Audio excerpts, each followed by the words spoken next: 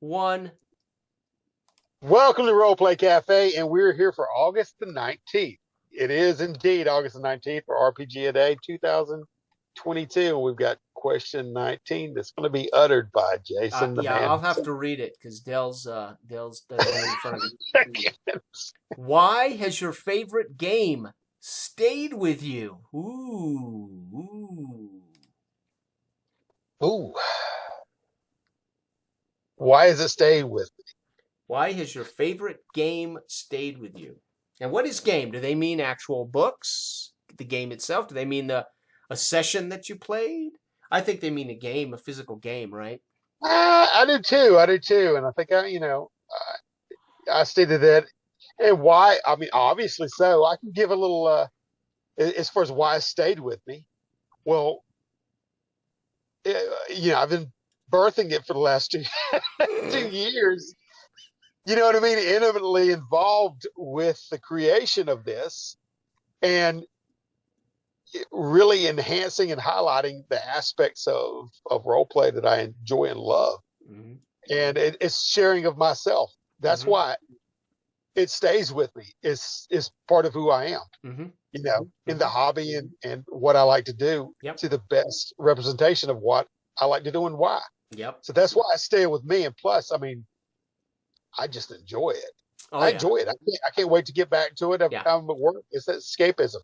Let's play. Yeah. You know. This is harder for me because I have as again, the running joke on YouTube is Jason has a lot of favorite games, and it's true. Yeah. I love Blood and Bone. It was one of the most amazing experiences I've ever had, and there's the game itself is flawed. It's not written great. It's got a couple of holes in the rules where there's like stuff that's not there, and uh, Lone Wolf was the first time I ran a game that was just one single die roll.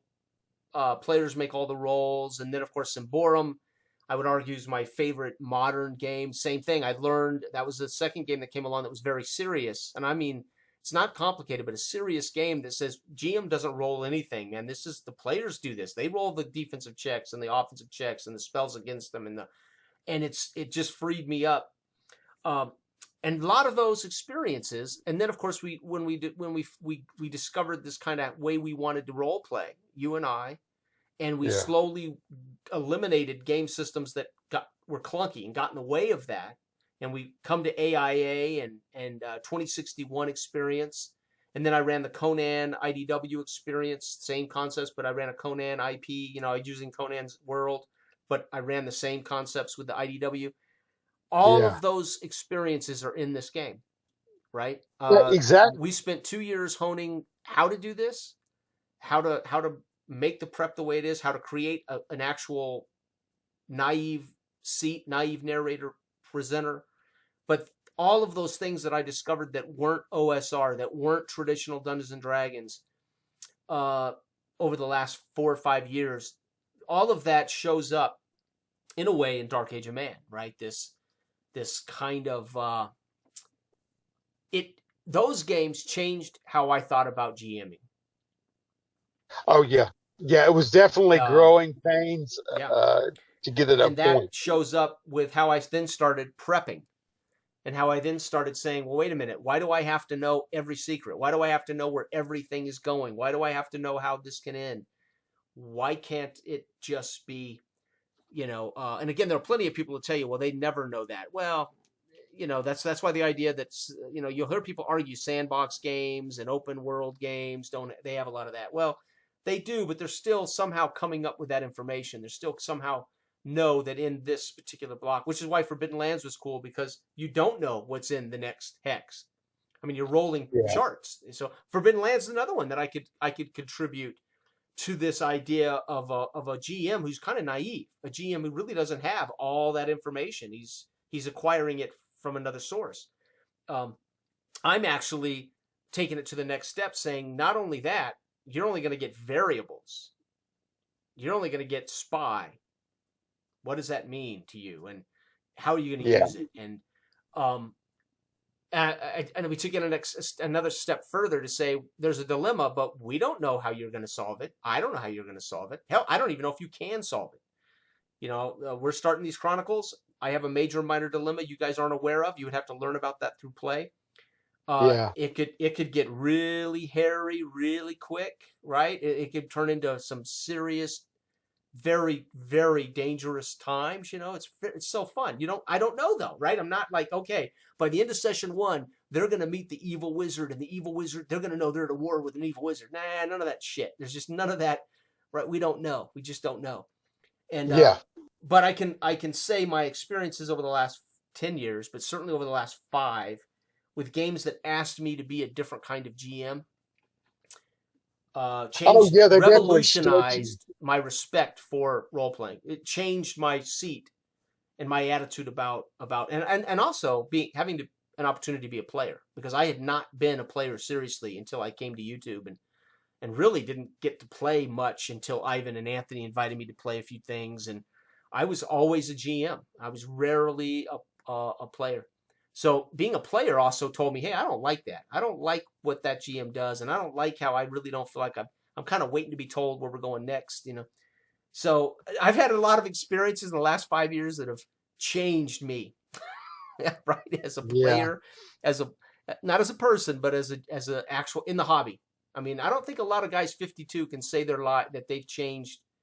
Once they get to a certain age, people don't change much. I've had a lot.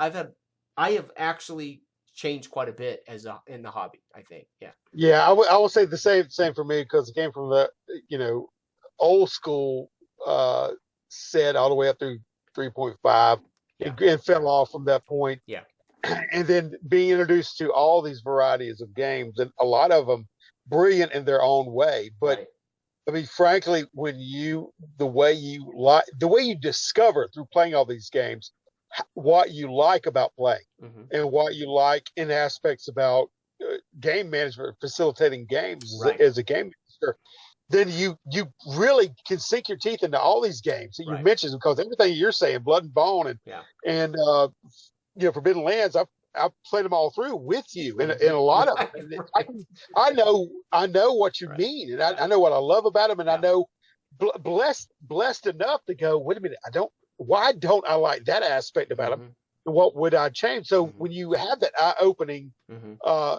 availability of all these varieties Right. of games to play and sink your teeth into, then you can really Yeah. determine what you really like, Right. and really build off of that. So it's been really a blessing to play everything we have. Right. And I don't regret or look No, down I or know. something. It's better. What I'm saying is, I feel like for myself, I've more defined things I personally Mm-hmm. enjoy more so, Mm-hmm. and cultivated that into Dark Age of Man. Well, You and know, this style that we have fostered over the last 2 years saved me, because I had retired. I left in 2017. I retired as a GM, and I said, I'll play a little bit, guys, but I don't want to GM anymore. I think I came back briefly, and I wasn't GMing. I was in the Thursday night group and said, guys, I will, if something comes up, but I'm really not. I'm not interested in GMing anymore. I just want to be a player. And so I had pretty much. I mean, I was GMing my local people once a month, right? And that yeah, was sandbox, open world OSR stuff, right? With guys I'd known, for a long time, and it was just simple. But this is kind of reminding me how much I love GMing. Of course, it's made and I'll be honest. I think I can't remember when. I don't know I don't remember if it was Josh or Ivan, but I was running Basic Fantasy or something, and one of them, it might have been Ivan, it might have been Josh, I don't remember who now, made the comment that, dude, you don't run D&D like D&D. You've never run D&D like old school guys, and I was like, you know what you're talking about. And then I realized, wait, I've changed a lot. And I said, well, I don't know if I've changed a lot. I've recognized that I was always running D&D like this, right? It's yeah, just now I've come up with tools and game systems that support how I like to run games. So I was using a system that really didn't suit who I was as a game master, but I didn't know it. I didn't know it until I experienced other games as a GM, and then I went, holy shit, there's ways I can do what I like to do better for players. So it's a combination of me changing, but it's a combination of me also saying, wait a minute, I've been using D&D because that's what I grew up with, right? Yeah. But I never really ran D&D hard and fast like Moldvay. Let's put it this way: if Jose and Eloy came to my Moldvay table when I was 14 years old, 12 years old, 15 years old, 17, they would not have recognized Moldvay, right? They would have said, "Dude, this Yeah. isn't basic D&D." They would have if they would have asked. I'll never forget Eloy. I think in one of our conversations said, "Dude, you roll for distance before the fight starts," and I'm like, "That ain't in Moldvay." He said, "Oh yeah, you roll for distance for the fight." And I'm like, "What? I've been playing Moldvay for 25 years, and I had no idea that there was a rule that you rolled for distance to the melee, to the combat." And I'm like, Yeah. "Oh, I was so disappointed." It's like, how have I ever even read Moldvay? Man, you'd be surprised that even in games like Monopoly and Uno, a lot of people are playing them wrong, don't even realize. Dude, yeah. They just play. That's right. That's right. But see, that's what happens when you learn these bad habits when you start doing this shit at 9 years old, 10 years old. These are bad habits.